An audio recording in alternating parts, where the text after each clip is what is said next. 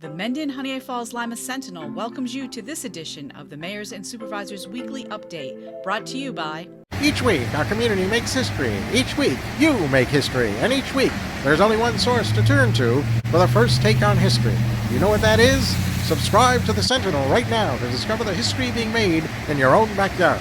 The Mendon-Honeoye Falls-Lima Sentinel. More than just your news, it's your history. Hey, welcome everyone to this week's episode of the Mayors and Supervisors Update. I am Chris Carosa, publisher of the Mendon-Honeoye Falls-Lima Sentinel, and each week we bring you the goings-on in the towns and villages that we cover. This week we'll be starting with John Moffat in the Mendon town. How you doing, John, and what's going on in Mendon?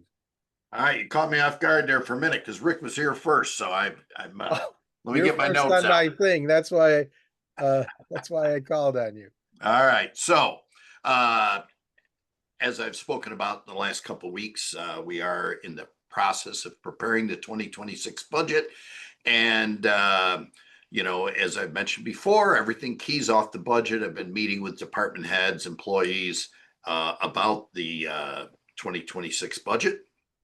A couple of comments, and as I'm going to call it, come down the back nine of my time as an elected official, I'm probably going to leak out some of my own personal feelings more than I normally would, and I probably will do that a little bit today.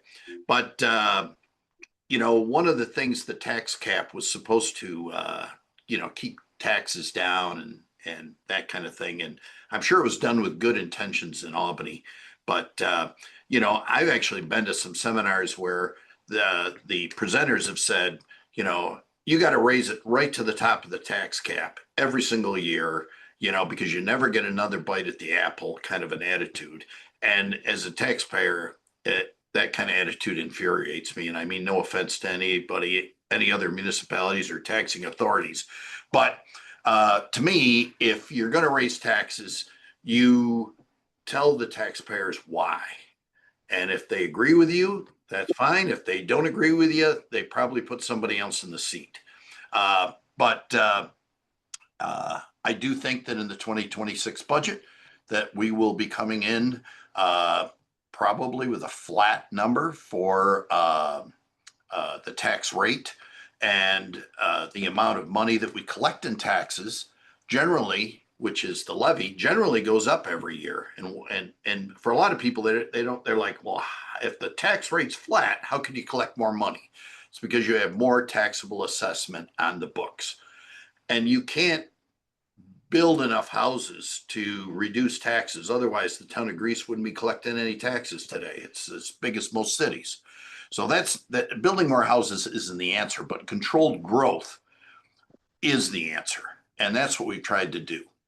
And as everybody knows, with taxes, nobody likes them. Nobody wants to increase taxes. Nobody wants to pay taxes.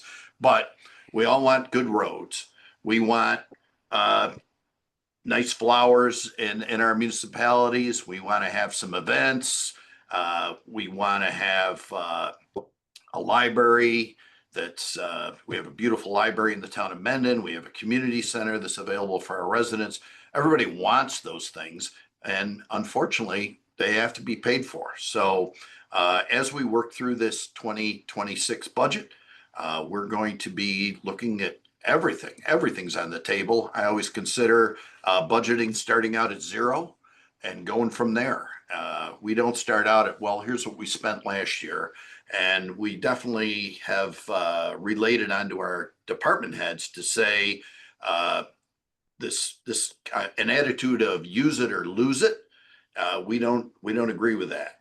What we have emphasized is that if you don't use it, we're going to put it into reserves. We're going to make sure that it's available for something that you may need in the future. And that's what we have concentrated on over the years that I've been here, is putting money into reserves. When I first came here, we were borrowing somewhere between $150,000 and $250,000 a year just for highway equipment. We no longer borrow any money for highway equipment. As a matter of fact, we have a reserve fund so that when we do have a year where we replace a truck that costs generally around $300,000 for a 10-wheel truck with all the accessories to plow and a dump truck and et cetera. We have the money in reserves. We buy the truck. That way we're not paying interest. So we've tried to have that type of attitude here, and I think we've been pretty successful. And I'm sure that we're going to be successful regarding the 2026 budget. Thank you. All right. Thanks, John. Over to Rick in Honeoye Falls. What's happening in Honeoye Falls, Rick? Well, I think I'm going to probably be repeating a couple of the things I have over the last couple of weeks as well, but they're important things that are happening. First I'll just talk a little bit about our festival that we have coming up now. There's a huge festival that one of our neighbors are going to be talking about when I get done here, but on August 16th, the Village of Honeoye Falls has a one-day festival at the falls. It's a different format this year. It is going to be on West Main Street, so we're going to be shutting down West Main Street at the Four Corners right through to Norton Street. We'll have detours set up, but that's where the festival is going to take place. It's really important, and the reason I want to keep talking about this is because we cannot have any parking on West Main Street from the Four Corners to Norton Street or in the parking lots beginning Friday night, the 15th of August, right through Saturday, the 16th. We're going to be shutting down the road. We're obviously, for some of the businesses there, the restaurants, etc., we know we're going to have some parking that evening.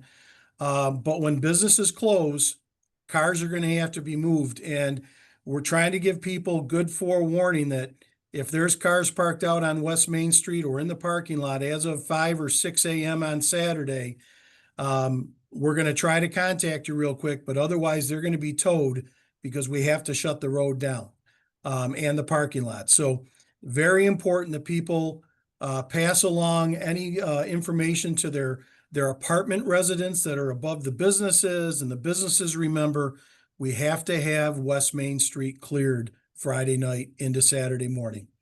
We're looking forward to that one-day event though, and it's usually very well attended. We have some great vendors coming in, some good music, and it should be a fun day.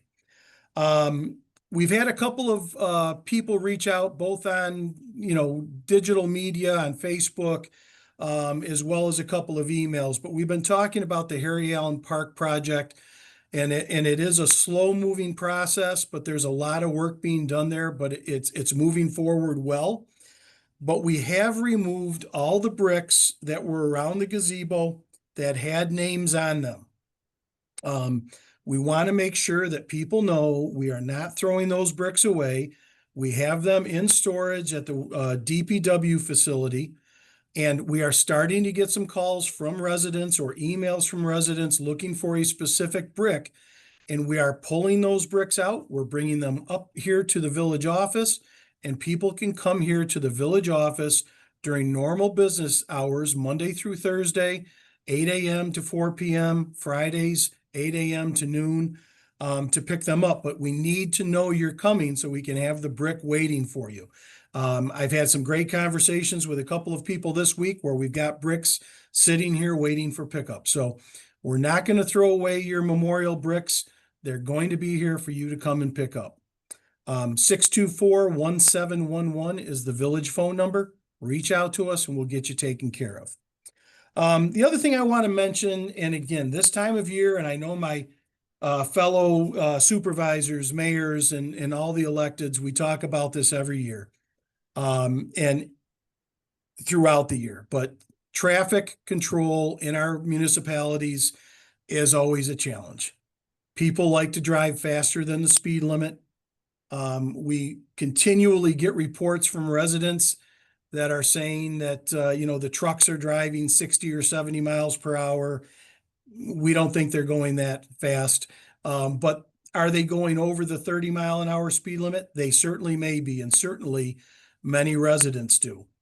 We are asking people again to watch your speed. I had a great meeting today with New York State DOT and the Monroe County DOT here at the village office, talking about what can we do to calm traffic. Are there any traffic cameras we can put out there, and there's always those speed signs, but in New York State, traffic cameras that actually initiate tickets are not allowed. That is not legislation that we can, we cannot set up traffic cameras to issue tickets. And quite honestly, DOT is trying to change that. They're pushing to make these traffic cameras allowable. We would do the same here in the village. If we could put up cameras that would catch people speeding and issue tickets through a third party, it might not be popular, but I'm telling you, I would do it, because until people get a ticket, they don't seem to want to slow down. So we're going to continue to look at that. We're looking at construction of roads, and is there anything we can do? And it's been a great partnership with the DOTs. The other issue along with traffic is the four corners here in the village of Honeoye Falls. And I've said it before and I'll say it again.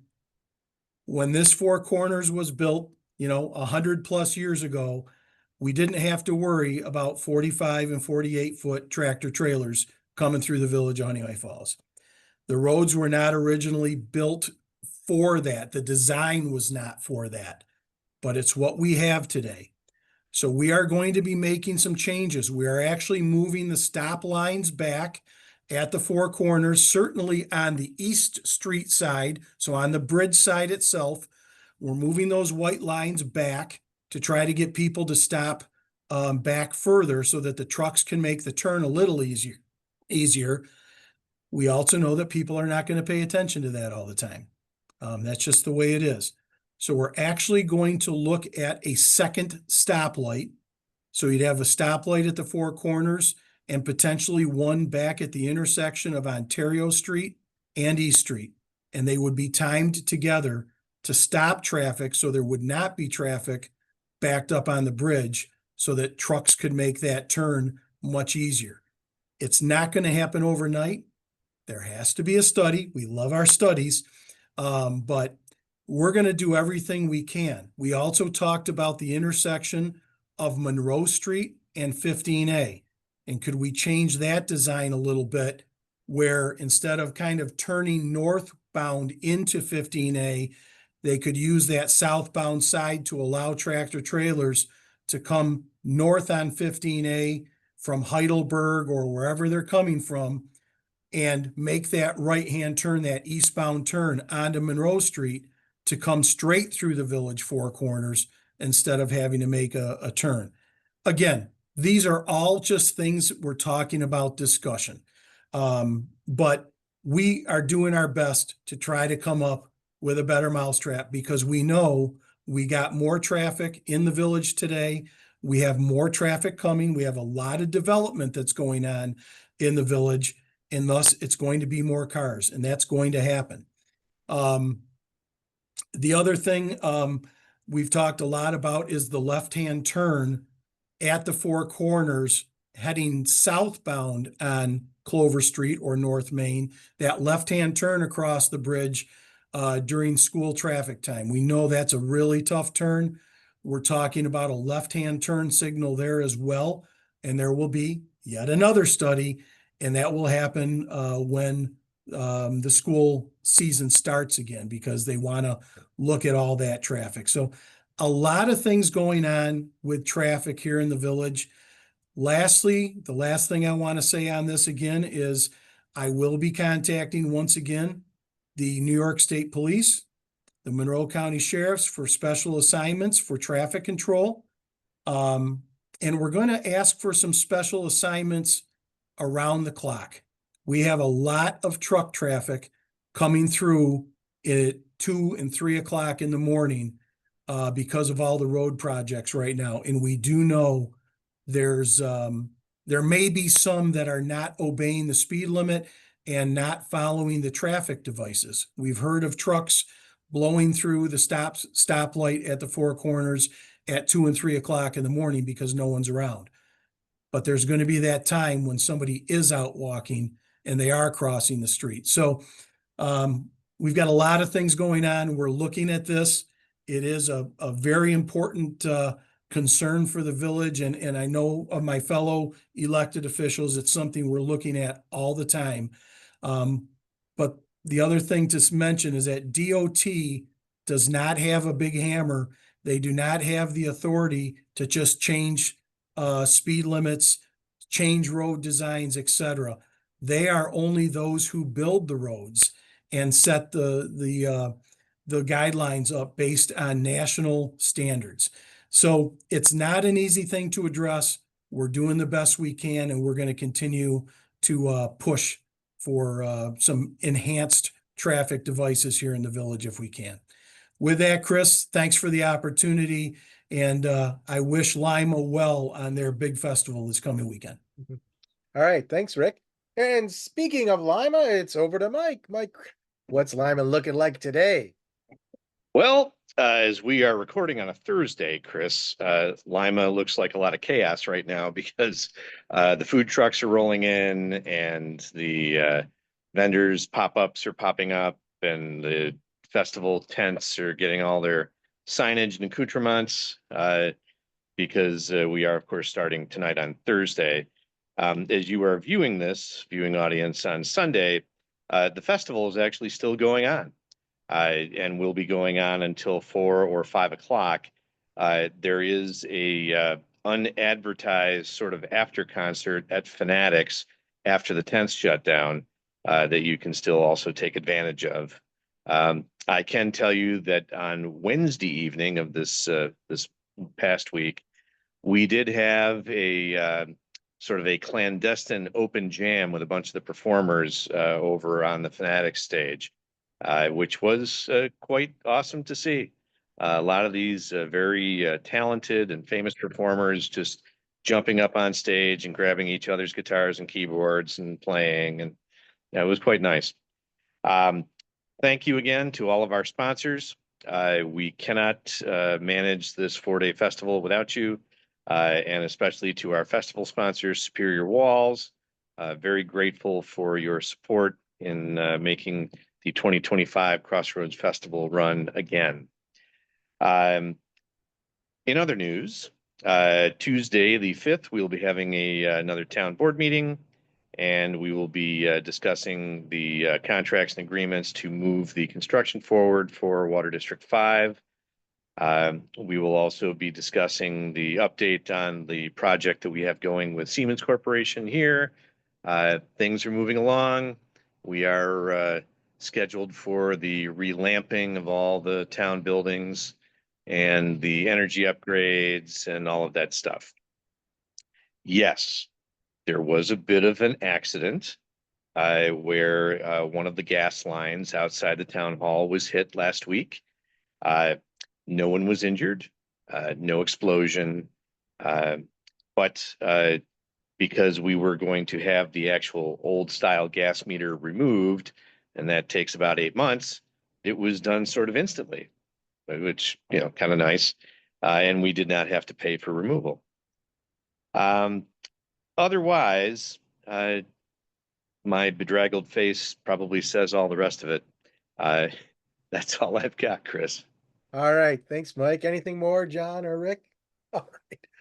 Okay. With that, thank you all for being here, and thank you for watching. Remember, as has been said, this program airs every Sunday at 1 o'clock on our Facebook page and YouTube channel. Like the page, subscribe to the channel, and those platforms will notify you when the show begins. Otherwise, you can read the transcript in next week's paper.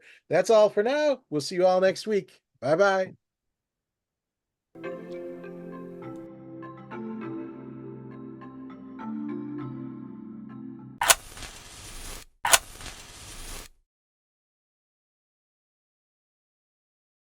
Imagine yourself communicating with a difference. Pan-Dimensional Solutions helps you do this. Whether live spectator events, taped broadcasts, or real-time audience-engaging programs, you can benefit immediately from the tools Pan-Dimensional Solutions will share with you. Do you want to make a difference? Contact us at pandimensional.com.